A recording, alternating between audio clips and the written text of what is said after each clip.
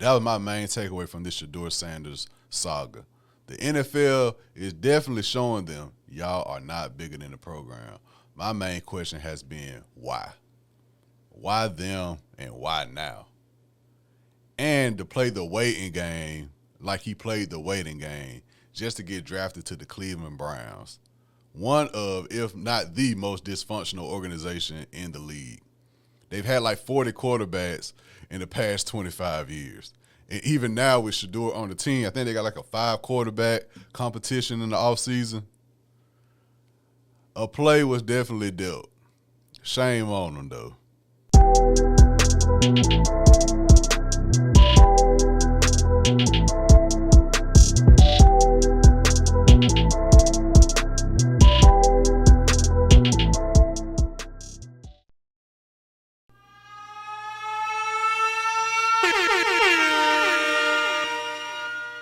Top of the Top, episode 282, Stash House Podcast. Your boy Tyler checking in. First time listeners, thank y'all for tuning in. If you tune in, weekly salute, or there's just an episode, some topics you may want to hear about, thank you for tuning in as well. Podcast available on all streaming platforms, Apple Podcasts, Spotify, YouTube. Subscribe to the YouTube page. Like this video as well on YouTube. Subscribe to your preferred audio platform. Tell a friend to tell another friend, check out this show. All love is greatly, greatly appreciated. Hope everyone had a safe week, safe weekend. Do the same this upcoming week. Apologies for the no-show last week. I did plan to record, but the way the weekend went, the holidays, WrestleMania 41 was WrestleMania 41. I'll get to that in a couple weeks when we talk about Backlash, but WrestleMania, it happened. But I apologize, but now I'm back on track. A lot of things to talk about this week. Of course, the NFL draft. We got some draft picks to talk about, but the big news coming out the draft, obviously the Shador Sanders saga, getting drafted late, dropping down, going to the Cleveland Browns. That whole drama, we'll talk about that. Some new music, Wiz Khalifa dropped Kush and OJ 2, Coco Jones, Alex Isley, Westside Gun as well. So sit back, relax, enjoy. New episode, Stash House Podcast. Let's get it. So like I said, to start things off, we're talking about the NFL draft. Cam Ward, quarterback out of Miami, goes number 1 to the Tennessee Titans. The Titans have been looking for that franchise quarterback for some years now. They're going to see what they get from Cam Ward.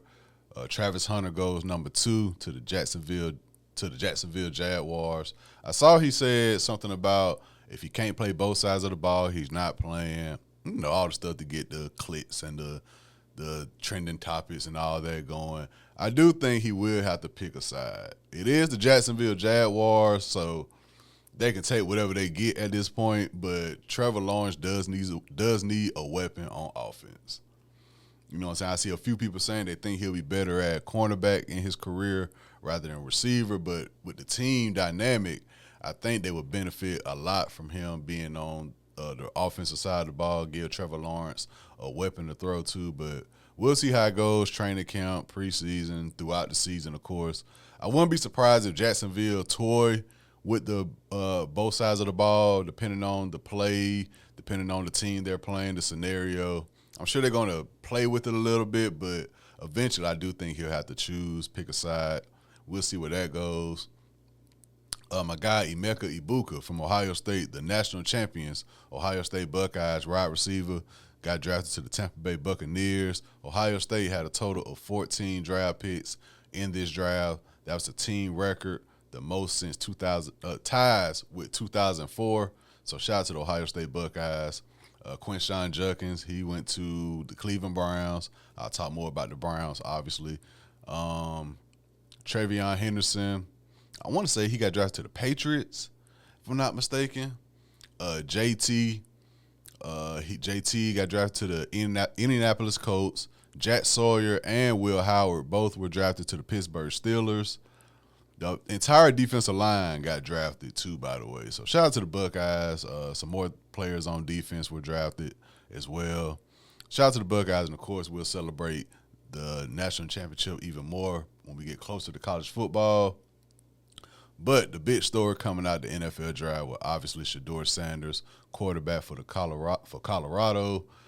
Me personally, I haven't been watching draft coverage leading up to the draft, the mock drafts, and all that. So I was pretty locked in that Shedeur would be a Raider. That was the story I've been hearing since the college football season. That with the Tom Brady connection, I saw he traveled to Vegas a few times, talking to the owner, showing video of the Allegiant Stadium, saying legendary, his phrase he liked to use. So I figured, after the first pick, after Travis Hunter with number 2, I kind of thought, okay, let me just see where my Buckeyes go, and it is what it is. I thought Shedeur was locked in for the Raiders. But after the first round, that started to raise eyebrows. And me personally, I was like, okay, he dropped out of the first round. Maybe a team didn't need a quarterback, or the teams that did need a quarterback, they just chose another quarterback over Shedeur. My biggest thing about Shedeur in college was he made plays when he could make plays, and sometimes when he had to make plays, because he was running for his life with that line they had. I know he got sacked hella times, but the potential you saw in spurts when he could go crazy, he did go crazy. So I was like, maybe teams saw, he got sacked a lot. They didn't take into account the offensive line was the offensive line. And, he dropped out of the first round. Cool. I thought for sure second round he was going to get picked up. But he dropped to fourth, fifth round. He dropped lower than expected from me personally. And we saw the trickle effect. We weren't even talking about Cam Ward, Travis Hunter. I saw about Ohio State because I got Ohio State on my Instagram. But most of the sports pages just basically a tracker of Shador Sanders. Round 2, he didn't get picked. Round 3, he didn't get picked. Here's a video. Here's a prank call video. Here's a team calling him saying, just be patient. Shout out to his brother Shiloh, though, because in this era, especially for their age group, they so tapped in with the live streaming aspect of things. Bro, Shedeur could have, after the first round, Shedeur probably could have just hit the live button and go live on Instagram or Twitch or whatever and just speak his mind, and then it would have been, downhill from there. But it seems as if Shiloh played a major role, his brother, and just keeping bro, calm. It seems as if Dion and their moms raised them right. I don't know them personally, of course, raised them right. You just know, okay, I'm going somewhere. And now if he went as an undrafted free agent, I would have been like, whoa. But I'm sure in his mind, he's like, okay, I'm going to go somewhere. I'm trusting God, you know what I'm saying? Just another hurdle I got to get over. And he did get drafted to all teams, the Cleveland Browns. Now, my main question throughout these past few days have been the why. It's as simple as the NFL showing them you're not bigger than the program. That was my main takeaway from this Shador Sanders saga. The NFL is definitely showing them y'all are not bigger than the program. My main question has been why? Why them and why now? And to play the waiting game like he played the waiting game just to get drafted to the Cleveland Browns. One of, if not the most dysfunctional organization in the league. They've had 40 quarterbacks in the past 25 years. And even now with Shedeur on the team, I think they got a 5-quarterback competition in the offseason. A play was definitely dealt. Shame on them, though. But why now? I don't think it's a race thing. I know that's the easiest thing people run to. It's because he's black. I'm not rolling with that. As a black man from the South, I'm not rolling with it's a race thing. It's showing them y'all are not bigger than the program. We've seen black cocky athletes come in the league. You know what I'm saying? The way him and Dion was talking in the offseason, I could see that rubbing some owners the wrong way. Dion saying basically we're orchestrating to get my son to a certain team. Shedeur saying, every team I've been on, I've changed the franchise. So if you're not trying to change your franchise, don't draft me. I can see how that will rub owners the wrong way. But not even the first 2 rounds, you're telling me there was quarterbacks you saw that had more upside than Shedeur? And after he did what he did with no offensive line, yeah, he had Travis Hunter. But some of the plays Shedeur was making, man, come on now. And to get drafted finally and then get drafted to one of the worst organizations you could be a part of, it's definitely a play at hand. But if I'm Shedeur, I'm thinking that happened. from Thursday, I've had many thoughts in my mind. I probably doubted myself sometime within these past few days, but I got drafted. Got drafted. My brother went unsigned free agent to the Tampa Bay Buccaneers. We in the door. That's all that matters now, that you in the door. So now, all season, film room, communication with the coaches, communication with the teammates, all you can do is play the hand you dealt. Do I think some of that attitude that he was showing in Colorado, the press conferences got to change up a little bit? I think this experience has taught him, like, okay, I got to lock in. I'm not with my dad no more. My dad's not my head coach. For the first time in my career, my dad is not my head coach. Got some growing up to do, but at the same time, man, play football. You were born and bred to play football, man. Just play football, and the results will show. I hate it got to start in Cleveland, because that's the easy cop-out, the quarterback play. But not saying he got to be the starting quarterback neither. We seen what Joe Flacco did a couple years ago. Joe Flacco, if you get him in position, he going to show something. You got Myles Garrett, who re-signed on defense after he was talking about he wanted to get traded. We'll see. This ain't the first time we had this conversation about the Cleveland Browns. But Shedeur, I think the past few days, his fans really stood up for him, and I think he gained some new fans. I think some people are like, okay, we probably didn't care for the kid too much. Colorado, the shenanigans, him and his dad. I can see people saying, no, Shedeur they wasn't big fans of Shedeur. I can see that. But now that probably be like, dang, like I ain't really care for the kid in Colorado, but y'all do him kind of wrong now, so now I got to support, because y'all obviously playing with Bruh and his family right now. So I think it's a huge upside to this. Shedeur just got to play his game, man. We'll see how it goes. So shout out to everybody. Shout out to all the kids. We had a kid over here in my area in Columbus, Georgia. I think Michael Williams from Georgia.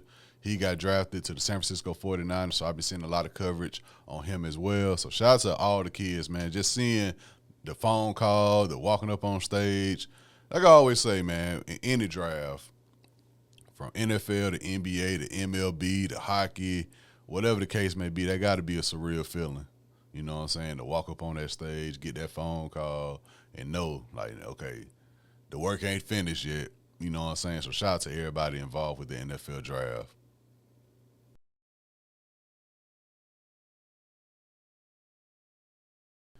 Now, real quick to end this episode, I'm talking about some new music that's dropped within the past few weeks. First off, Wiz Khalifa, Kush and OJ 2. It dropped 15 years after the mixtape Kush and Orange Juice dropped. Now, I did talk about expectations and reasoning why I didn't want to Kush and OJ 2 months ago, so check out the archives for that full episode and the clip where I talked about the importance of Kush and OJ mixtape to me, so that's in the archives. But I didn't take into account, I want to say I did that maybe October. I didn't take into account that April would be the 15th year. Like, it went that quick. I remember yesterday it was just 10 years. I'm like, damn, 15 already. So calculating with the time and all that, you know, shout out to Wiz with that. I've seen posts of hella interviews Wiz has done on this media run. I watched one. I watched the one with Johnny Shipes, the Good Talk interview with Wiz Khalifa. And I chose to watch that one in particular because Johnny Shipes, he had a huge hand in the careers of Smoke DZA, Big Crit, Nipsey Hussle. He played a very, very vital role in the blog era, that 2009 to 2013 era that a lot of people my age really enjoy, and that whole, outside of the music, just the lifestyle that era brought to us as high schoolers going into young adults. That blog era is very special. If you've seen the video online of Wiz, Currency, and Nipsey Hussle in the studio, Johnny Shipes was the one recording it. So he has a huge hand in that whole era. So I was like, okay, he was there. I know he was there doing Kush and OJ, so let me watch his Kush and OJ 2 interview. And he asked Wiz some great questions. As us as fans want to know, he was like, okay, I understand 15 years, but why now? And what was your process in trying to recreate that Kush and OJ vibe that a lot of us was around for? And Wiz just kept it real. Wiz said, bro, I really just gave my fans what they've been asking for. I've been hearing it, I've been seeing it, and I decided to like lock in and do my best to not only recreate that vibe, but make sure that that vibe is suitable for 15 years after the fact. He was like, I know it's kids who was in high school on Kush and OJ. Now they're grown, they got careers, families now. I still want to recreate that for them now. And that's all we've been asking for as Wiz Khalifa fans for the past probably 15 years, man. Just go back to that. I understand you getting money in Vegas and Dubai, overseas. I understand that. I understand you got 2 kids now. I totally agree. But at the end of the day, you still Wiz Khalifa. I know you're going to just sit back, put some good oldies on, and get right. Just give us music for that. And I think Wiz did hit the nail on this. I did think Wiz hit the nail on this project. The features going into it did have me like, I'm like, cause I think Kush and OJ just had what, Big Crit and Currency. So I was like, okay, I understand Smoke DZA being a feature because he was around during that blog era. But like Lil Tyler, OT Genesis, I was like, of course you gotta have Juicy J on it, but it was some features I was like, but it did go well. The only song I was like, okay, this sounds a little bit too polished to be Kush and OJ 2 was the one with Gunna. You know what I'm saying? I still, even though I do enjoy this project, I do feel it didn't need to be Kush and OJ 2. I understand the marketing, I understand all that, but just the nostalgia feel that mixtape gave me, it was like, bruh, like I always say, Taylor Alderdice is my Kush and OJ 2 personally. I saw a few people come up with the Wiz Got Wings with him and Cardo as they Kush and OJ 2. But me personally, Taylor Alderdice, it got Never Been Part 2 on it. I think that's my Kush and OJ 2, but this project is very good. You know what I'm saying? The track with OT Genesis is hard. The Top Down with Ty Dolla. Ty Dolla came on that Top Down going crazy. They tell me you live and you learn. I'd rather go to the bird. Listen to that Top Down. And as soon as that beat kick in, Ty Dolla $ign just go crazy. So shout out to Ty. That Pimps and Hustle with Lil Tyler, that tough. What's Happening, I really enjoy. Jet Taylor, of course, Terrace Martin, and Currency. You can't go wrong. If you just seeing that, I'm like, damn, Wiz got a song with Terrence Martin and Currency.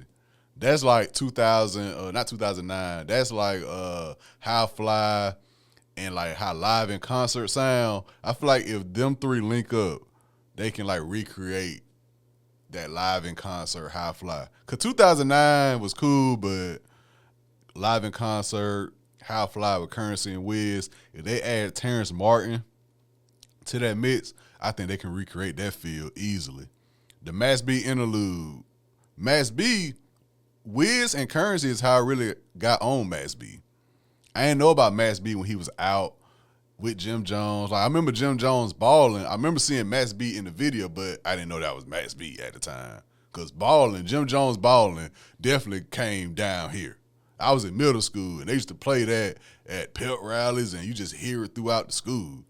Jim Jones balling made it down to Alabama. That was one of them. That was one of them records, and that's how I knew about Mass B because Wiz and Currency talked about him. But by the time I got on, he was locked up and all that. But shout out to Mass B. My influence with Juicy J with the You, Me, and He sample, yeah, that one definitely put me back in that Taylor Alderdice vibe, hearing those two together again. Got It All with Chevy Woods. Super duper high outro. Track 17 should have been the outro, but on the interview, I saw Wiz say he added like 5 more records. Not as a deluxe, but just added 5 more records just because it was already out type vibe. But super duper high outro is the outro in my opinion. Like, I'll be cool with that. But that Bring Your Lungs song with Smoke DZA is tough, though. That comes after the outro, but yeah. All in all, I'm not mad at Wiz for this. I've had it on a few times since it came out, and I'm not mad at it. As somebody, like I said, go back and watch that video I talked about when Wiz was teasing this album. I was like, bruh, if you ain't coming with that vibe, I don't want it. I think he got as close as he could. He got the producers. He got like 5 tracks with Cardo. He got Sledgerin. He got E. Dan that was around during that era. He got Germ, who was around during that era. So he really tapped back in. And he said in the interview, he was like, this is my first time trying to tap back into that for my fans. So that was the only interview I watched. I saw a clip on TikTok as well I think he was with Joe Budden podcast, and he was like, he finished his contract with Atlantic, so now he independent. So they was like, normally when an artist do that and how long you been in the game, you got the hits, you got the notoriety, your name good. You like, Wiz will be straight. You go get feature money, you go get show money. But they was like, normally when an artist finally go independent, they want to slow things down. They don't want to do the media runs. I want to say I saw at least 15 Wiz interviews being posted about this album. It just every day something was popping up new on my thumbnail. Y'all know me. Like I said, I only watch one. I ain't about to watch 5 different album rollout interviews. I'm going to find one, maybe 2 good ones. But it was like, why? He was like, one, you got to keep the connections. He was like, just because I'm independent now, I can't, he like, no offense, I can't trust my friends to post it for me. Like, I got to go out here and do the promo myself. I can't rely on somebody else to promote my shit for me. He like, so I'm coming out to New York. I'm doing all the interviews. Because people want to know, one is Kush and OJ too. Then, they want to know about the family life. Then they want to ask me questions about Kanye and Drake, Kendrick. And I'll go through the bullshit for a few days and go back home. He basically said that I'll do this just to promote, get my name, get my name in the searches and all that. You got to do it. He said, that's why I learned while being on the label that you got to put the work in. And it goes back to, if Wiz can do that, what's stopping us from doing that? If Wiz at the height that Wiz Khalifa is at in his career, if he got the mindset of, it don't matter that I'm independent now, I still got to put the work in. He's like, I'm going to come how I come. I'm going to do these interviews. We go talk. We go chop it up. I'm on to the next one. He's like, you know what? A few days go do. You getting the album, you getting the name out. That's not so hard. So that what really hit me on the head when I saw Wiz on his media run, the different clips I saw, but that one in particular, I still got to put the work in. You know what I'm saying? So shout out to Wiz, Kush and OJ too. I'm definitely not mad at it. I'm definitely going to have in rotation a lot throughout the summer. It's going to hit a lot different in the summertime too. If I'm liking it now in April, I know I'm going to love it by the time my birthday in August and all that comes. So shout out to Wiz, man. Job well done. You definitely shut me up because I was very critical of this album even before it came out. So shout out to Wiz. Alice Isley, she dropped a new EP as well. Coco Jones dropped a new album. And talk about this real quick with Coco Jones. So Friday, I'm at work, and my coworker like, you heard Coco Jones' new song Taste? I like, nah, I really don't listen to the singles. I'm more of an album guy. You know what I'm saying? If I hear a single, I hear it, but I'm waiting on the album. So I went to Coco Jones' Apple Music page, and I saw she dropped the album. I said, oh, she dropped the album. And I looked at the date. It was Friday. I was like, oh, she dropped the album today. I didn't even know. I ain't seen it on none of my Twitter feeds, Instagram. Like, I don't follow her or nothing, but normally your algorithm go point you in the right direction, like what you listen to, who you talk about, the posts you like, all that. So I was like, oh, she dropped. Cool. So I heard a little bit of album good. I really didn't get enough listens over the weekend, but what I heard, Coco Jones, she gonna bring that vibe. But I really didn't tap in like I wanted to tap in. But I also saw another clip on TikTok of her at the Breakfast Club. And Charlamagne was like, yeah, before we even start this interview, Coco, I want to be real with you. I wanted to postpone this interview because your label didn't even send us the album in until like 7:45 this morning. Now, I don't know what time they was doing the interview, but of course, when we see artists drop a project on a Friday or whatever and they got their Breakfast Club interview up that same day, that means they recorded it before Friday, obviously. So the Breakfast Club and I'm sure certain media people get the album early from the labels. I think she with Def Jam, if I'm not mistaken. They get get it early so they can ask questions for the interview. And he was like, they didn't send it in. He like, I don't know what your situation is at Def Jam, but you need to leave quick because obviously they showing they don't really care. They didn't even send us the album before your interview. They want us to talk about something malicious or something like that. And he was like, why people ask, why we don't ask the questions about the music sometimes. Situations like this, the label don't even send us the album in time for the interview. So I was like, dang. And I think this is like her debut album. Now, she did have a project drop a few years ago. I thought it was like the album, but, I don't know if she was independent at the time or what, but I think it had the ICU record on it, but she like, this is her first official album. So it's like, dang, for an artist's first album, for the label to do this, it's kind of foul. It is foul. You know what I'm saying? She's too talented to get treated like this. I saw Ari Lennox. She officially out of Dreamville, I've been seeing. I don't know if it's true or not, but I'm like, why can't most of the R&B women, when they get signed to majors, why can't the major just make that connection with the fan base? Like, Ari Lennox should have been as simple as, cater to the women, cater to the single women, the women her age, somebody that the young women can look up to at the same time. But with social media and all that playing, it's like, dang. And now with Coco Jones, she got like the biggest upside, I feel. She beautiful, she talented, she can make records, she can sing, and she already got an acting career with Bel Air. Come on, man. It's not that hard.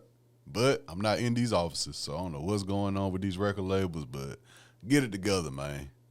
Get it together. Shout out Coco Jones. I definitely want to check out more of her album, but like I said, even I didn't get a chance to really check it out like I wanted to over this weekend.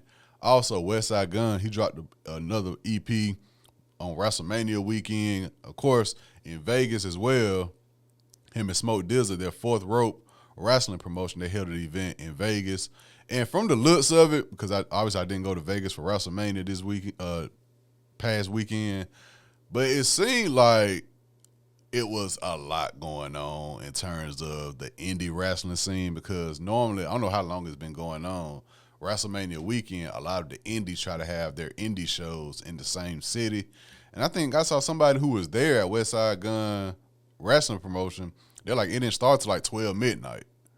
And I was like, God, you're already in Vegas, so it's already kind of fast-paced. But, I saw you had Jeff Hardy, the Hardy Boys, Mustafa Ali, certain wrestlers, if you've been paying attention to wrestling within the past however many years, you're going to see some notable faces, but a midnight start time is crazy on WrestleMania weekend. That's wild. But shout out to Westside Gun, Smoke Dizzle, Fourth Rope. But, yeah, man. Like I said, apologies for last weekend, no show. The weekend went differently than I expected. I was just, living in the moment with the music, Wiz Khalifa music, WrestleMania, Easter weekend, of course. It was just a lot. So apologies for that, but I'm back on track, man. Got to put the work in. If you take anything away from this episode, with Shador Sanders, what Wiz was talking about, even with Coco Jones, you know what I'm saying? You got to keep putting the work in, man. Don't let nobody hold you back, man.